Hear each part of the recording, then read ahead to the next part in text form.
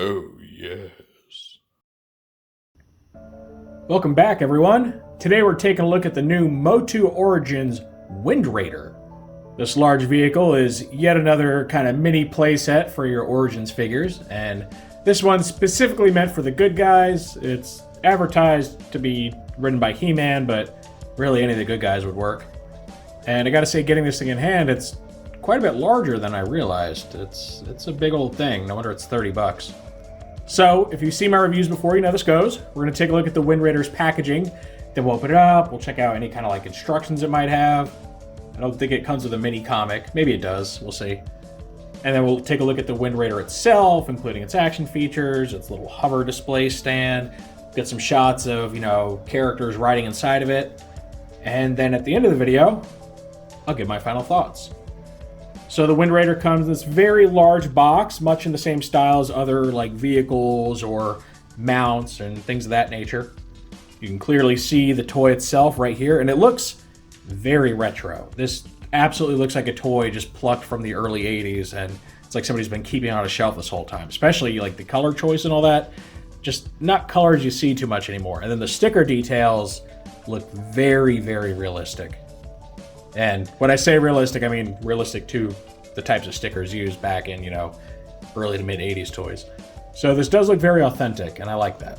So up here, the artwork is very nice. You get He-Man riding inside of the Wind Raider. You get some of your evil warriors flying at him in their own vehicles, which hopefully we'll get some of these here eventually. You get some big old giant scary looking dudes here. Kind of looks like Beastman. I'm not sure why they're so big looking.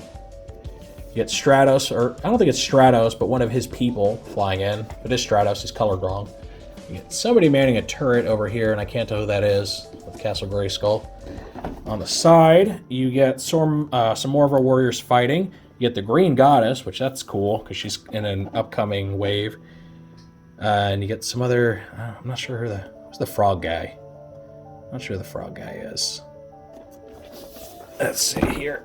And then over here, we get what appear to be our Lords of Power, Beastman and Merman, fighting Man-at-Arms, and I can't tell if that's supposed to be a Lords of Power version or not. His mustache area is kind of obscured. Maybe, maybe not. As far as I know, there aren't any plans to release him at retail, the prototype version. We got another vehicle here, which I wonder if we're going to get one of these too. More the merrier for me. I'll buy them all. My wife will hate me, but I'm going to do it anyway.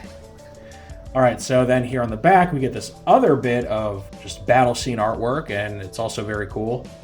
Our flavor text across the top reads, "Heroic warriors pilot the Wind Raider into battle with incredible death-defying maneuvers." So, that's pretty cool. You get a lineup of bad guys here. I'm not sure who this robotic warrior-looking dude is, nor there's that spiky tooth frog guy again. So if anyone knows, fill me in on that. I can't figure out who those are. And then you get Beastman, you can see Faker down here, Skeletor, some other big vehicle, and then, take the glare off a little, there is Man-at-Arms, Teela, and He-Man. And He-Man's showing some booty over here. I don't think his loincloth normally comes up that high, but they weren't being shy about showing his backside in this picture. Alright, and then over here you get a show off of your little action features. So you can launch a grappling hook, then wind it back with a little winch. You get rolling wheels that rides He-Man into battle, or really anyone. And lastly, it says adjustable hover stand for flying display. And what's interesting is you notice they have it on top of the Castle Grayskull set. So, obviously the rock formations are the same color as Grayskull, right? So it's meant to be part of that same scenery. I don't know if it's necessarily supposed to be on top of Castle Grayskull. I always took it as a bit of outcropping around it. But I don't know, maybe. Speaking of, we got our cross-sell for that set right here, complete with Sorceress. Can't wait for that. We get the Wind Raider itself. We get the Buzzsaw Hordak, which is a deluxe figure. And we get two more deluxe figures in the form of Battle Armor He-Man and Battle Armor Skeletor. So quite a bit going on here. Like when the packaging is nice and busy and there's a lot to look at and just kind of fawn over. Again, I love the artwork. I really wish other toy companies put this much investment into their box artwork. Might even convince me to become an in-box collector someday, or at least save the boxes. Maybe just kind of flatten them out gently and store them. Because This is really nice. Now we get to see our set out of the package, and you can see this comes in 3 pieces. We have our main vehicle right here. We have the outer area of the display stand that has, your rocky outcrop for the Castle Grayskull. And then we have our inner display, which contains our little armature here to actually display the vehicle on, as well as this inner plate that is the piece that actually attaches to the top of the castle. So it turns out you can't attach the whole thing to it, just that middle piece, which I do think is a bit of a shame. I would like if you could actually utilize the whole thing, but that's, I guess, the compromise they have to make to actually make this thing work with the limited space that you get in the towers of Castle Grayskull. So if you want to connect your base together, you simply just take this, and it clips in right here. It's got this nice little shape hole cut in it, just so it fits right in there, and it'll stay in too. Like, you can pull it apart pretty easily, but it's got these clips that will help it, hold together. Overall, it looks really nice. You got this cool little monitor thing going on. I guess this is some sort of like a takeoff area or charging station for it. So I like that, how it kind of extends out into the inner base, and it all looks pretty good. The color on this doesn't match what's connected to it, because this is all silver paint, and this is more of a shiny gray plastic. So yeah, the color matching's not awesome on it. It especially shows up, pretty noticeably on camera here. So it is a bit of a shame. Maybe they should have just gone and painted that piece too, but oh well. And then as far as the Wind Raider itself, it does quite a bit. So it does have wheels that it can roll on. It's got these clear wheels, which are cool looking. And it rolls very, very well, which is welcome to see. It has wings that are adjustable, so you can adjust the pitch of the wings here to, make it look like it's turning. And then even the little tail fin back here can sway back and forth a little to give it even more maneuverability. And then we get to see those sticker details I mentioned. They're very cartoony looking, very flat in color, but that kind of helps add to the authenticity of all this. Get these nice bird-like designs here on the sides. You get these thrusters, which are really cool looking. You can get some stuff on the tail fin there.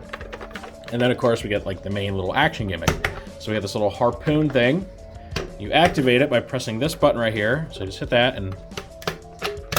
Oh, didn't go the first time. Let's try that again, shall we? I didn't like the way that launched. There, that's much better. All right, so you can see it shoots out quite well, and it's attached to this little string here, so that doesn't just shoot off completely. And then, the idea is also that they can like grab onto stuff and, pull it in or haul it with this. And then what's cool is you get your winch, which you turn to feed the line back in. So you just get it nice and pretty looking again. And there you go. That's just the vehicle itself, and it does quite a bit on its own. And then we can attach it to the base. So you just use this little hole in the bottom of it, plug this in. Let me adjust my camera for a moment. So now you get something like this, and this looks awesome. The fact that you have your Wind Raider just kind of hovering above its little docking station here, I think looks fantastic. And the stand that it's on, this little armature thing, functions very similarly to that of the Stridor mount, if you've seen the review for that one already. So it has this ratcheted pivot right here that can let you point up, point down, and then this also turns freely on there. So you can position this a multitude of ways and get your own custom display going on. So overall, I really like the way this turns out. Looks really, really cool. Of course, looks even better with someone in it. And even though He-Man is the character who they, display by default on the packaging, because, he's the big hero, so of course they want to show him off, I actually think this works very, very well for Man-at-Arms, just because the colors match a lot better, right? The primary colors of both these guys are green and orange, so I think he looks awesome riding around in this. Plus, my He-Man's already got, his own mount. He's got Battle Cat and everything. So you go ahead and, put Man-at-Arms in there. If you want to, if whatever figure you're using has a grasping hand, you can go ahead and, place that on the little grips in there just to make it look like he's hanging on, riding around properly. And I think that looks really good. Look at that. Look at old Man-at-Arms cruising around his Wind Raider, looking just absolutely awesome. So I think for my personal display on my shelf, this is the guy that I'm going to have piloting this thing. Like I said, He-Man's already plenty occupied. I also think the very tech-like detail of this vehicle just works for a character like Man-at-Arms, who's a technical wizard. Okay, now we get a group shot with our Castle Grayskull playset. And first I just want to show it off, just kind of out in front of the castle, so you can see how the rocky surface of the base here resembles that around Castle Grayskull itself. Now, honestly, the base, the green seems to be a little bit darker, and the plastic's a lot more shiny than what we get on Castle Grayskull, but it's definitely close enough. It looks the same, at a quick glance, so I'm good with that. But, of course, what we really want to see now is that cross-compatibility. So the first thing you want to do is remove the inner part of the base from the rocky area, like so. Set that aside. Set this guy down here.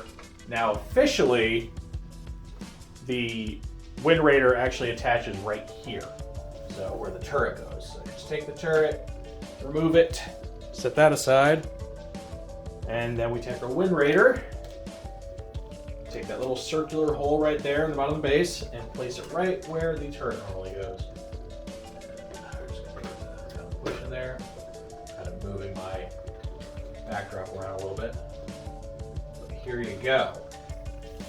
That's what that looks like, flying over the castle. Now you can, if you want to, alternatively just remove the flag here and place this on the higher tower, though now it's it's pretty high up there and might look a little silly and a little unwieldy. Plus, honestly, I don't know if I can fit the entire shot on my camera here, so we're going to use the lower tower for now. Now, using the lower tower only works if you have the castle at least partially open, because if you close it completely, this dome area right here will block the base from sitting into this. So be aware that you won't be able to completely close the tower up and still have the Wind Raider mounted to the floorboards of it. Yeah, overall, I'm very pleased with the way this turns out. I don't know if I'll actually display my Wind Raider like this on my shelf, just because then there's nowhere for the turret to go, and I also don't really like having this thing that high up, like being balanced, so I'll probably keep it on its regular base, but it is very cool that you do have the option to do this. And this completes our look at the new Origins Wind Raider. I have to say, this is easily one of my favorite vehicles in the Origins line so far. Second only to maybe something like Stridor, who just has, a bit more in the way of moving parts and accessories. But this thing's just a lot more fun than most, right? The Battle Cat and like Panther molds and all that, they're cool, but they're very limited in their articulation, so you can't do a whole lot with them. This guy, however, he gets to do quite a bit, because you have this adjustable base that can be its own standalone thing, looking very cool and fleshed out, or be mounted on top of Castle Grayskull. Gets a lot of interaction with, other playsets and figures. The whole launching harpoon with the wind-up winch is cool. The fact that you can pivot the wings and tail fin and all that. And it just looks really cool overall. It, really, really just takes me back to old playsets and old vehicles from the 80s and 90s. Something that's kind of, they still exist, but they don't feel the same. They feel much lighter, much cheaper now, not as substantial. I feel it's a bit of a lost art in today's toy market with these just really well-made, just kind of heavy, big playsets and vehicles. So I very much enjoy it for what it is. I have really no complaints about this thing at all. I think it's just a phenomenal vehicle, and it's something that you're really probably going to want in your Origins collection if you want to really flesh it out beyond just the figures themselves, and want to have a battle scene, a playset, and something to give your heroic warriors, something to ride in on and just be able to really, really put the hurt on the bad guys. So I think if you haven't already picked one of these up, they're still fairly widely available. They are starting to kind of dwindle on shelves now. I know a lot of them went on sale and clearance, so if you can find one for sale, I would definitely pick that up, because I think you'll be just very, very happy with this thing. It looks great whether it's by itself or with your Grayskull playset, and just gives another one of your heroic warriors somewhere to sit and just really, really take the battle to new heights, as it were. Of course, that is just my take on this, so now I want to know what you guys think of the Wind Raider.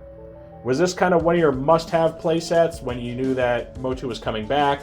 Do you have fond memories of this from your childhood, or even if you're too young for that, is this something you're interested in now because you just think it's cool, by what it is and by itself?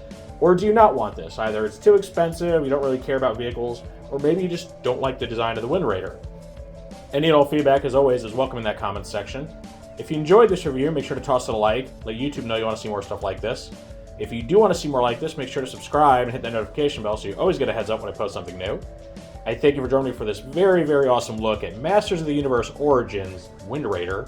With all that said, I will see you next time.